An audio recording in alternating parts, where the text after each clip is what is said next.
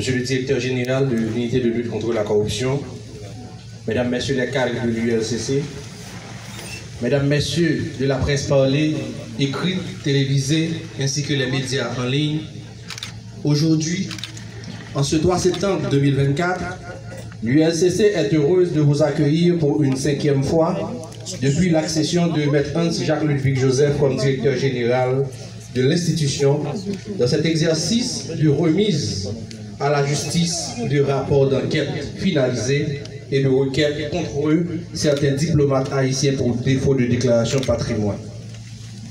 Depuis le 27 juillet 2020, l'histoire de cette institution a pris une autre dimension.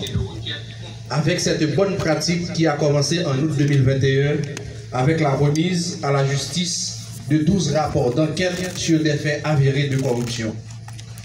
Notre dernière fois, c'était en novembre 2023 où l'ULCC avait transmis 11 rapports d'enquête à la justice.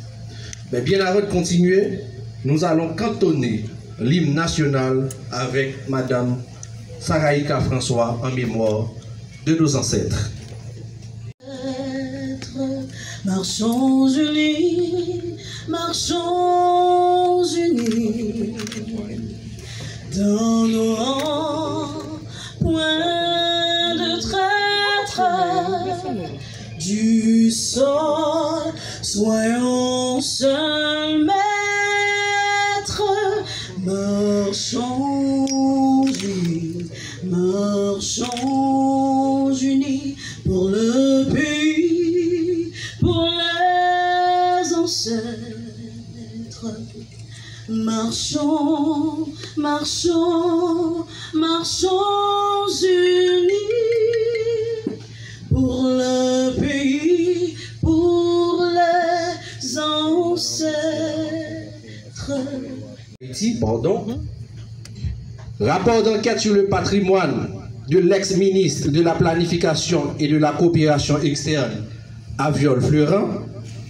Rapport d'enquête sur les suspicions d'enrichissement illicite reprochées à Madame Marianta Méronet, responsable du centre de réception de livraison de documents d'identité CRLDI de Pétionville, de la direction de l'immigration et de l'émigration. Rapport d'enquête sur le décaissement de plus de 22 millions de gourdes par l'Office national d'assurance vieillesse à la demande de l'ancien ministre des Affaires sociales et du Travail, M. Audney Pierre Rico. Rapport d'enquête conduite au programme national de cantine scolaire sous l'administration de l'ex-coordonnatrice générale Mme Fanez Laguerre. Rapport d'enquête de conformité sur les prêts accordés à Mme Mildred Béliard et M. Jacques Lauture par l'Office national d'assurance vieillesse. Et rapport d'enquête relatif au détournement. 8 septembre 2024, l'unité de lutte contre la corruption s'apprête à célébrer ses 20 ans d'existence comme gardienne de la bonne gouvernance et de l'éthique publique en Haïti. Conformément à sa mission légale, l'institution multiplie ses stratégies, construit des synergies, intensifie ses actes de prévention et de répression de la corruption afin de développer cette culture de transparence et de l'intégrité chez le fonctionnaire haïtien. Sans relâche, avec un engagement et une motivation sans faille. Les enquêteurs, en dépit de la situation délétère et des conditions générales peu encourageantes, persistent avec constance dans l'exécution de leurs responsabilités républicaines. Le projet que nous portons et que nous entendons exécuter envers et contre tous est celui d'assainir, de nettoyer l'administration publique en extrayant l'ivraie du bon grain ou l'indésirable de l'ensemble vertueux. Aujourd'hui encore, l'ULCC assume sa part de responsabilité avec courage et transcendance, en transmettant à la justice 7 rapports d'enquête sur des faits avérés de corruption. Ces résultats issus de plusieurs mois, voire d'années d'investigation, mettent en lumière l'immensité des défis et le degré de porosité et de fébrilité de nos garde-fous institutionnels. Ces dossiers concernent des anciens titulaires des ministères des Affaires sociales et du Travail, de la planification et de la coopération externe, de l'Office national d'assurance vieillesse, du programme national de cantine scolaire, de l'actuel directeur général et du directeur général adjoint du service national de gestion des résidus solides et des responsables à la direction de l'immigration et de l'émigration, notamment au centre de livraison et de réception des documents d'identité de Pétionville.